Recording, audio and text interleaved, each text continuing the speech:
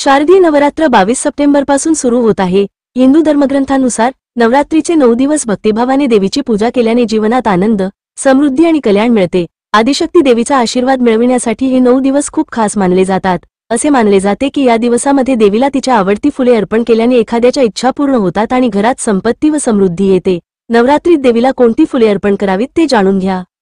1. जास्वंदीचे फूल। देवी पुराणानुसार देवीला जास्वंदीचे फूल विशेष आवडते। असे मानले जाते की देवीच्या पूजेमध्ये जास्वंदीच्या फुलांचा वापर करणे भगवान शंकराला बेलपत्र अर्पण करण्याइतकेच फायदेशीर आहे। तसेच देवीला जास्वंदीचा फुले अर्पण केल्याने आनंद, सौभाग्य आणि इच्छित फळे मिळतात।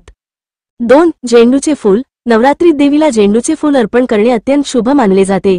नवरात्रीच्या पूजेमध्ये झेंडूच्या फुलांचा वापर केल्याने आर्थिक लाभ, ज्ञान आणि बुद्धी मिळते असे मानले जाते। देवीला हे फूल अर्पण केल्याने नकारात्मकता देखील दूर होते। 3. गुलाबाचे फूल। नवरात्रीच्या 9 दिवसांत देवीला गुलाबाचे फूल अर्पण करणे फायदेशीर मानले जाते। देवीचा आशीर्वाद मिळतो आणि घरात सकारात्मक ऊर्जा येते। यामुळे कुटुंबात आनंद, समृद्धी आणि कल्याण येते। 4. पारिजातकाची फुले। नवरात्रीत देवीला पारिजातकाची फुले अर्पण केल्याने जीवनातील त्रास कमी होतात असे मानले जाते।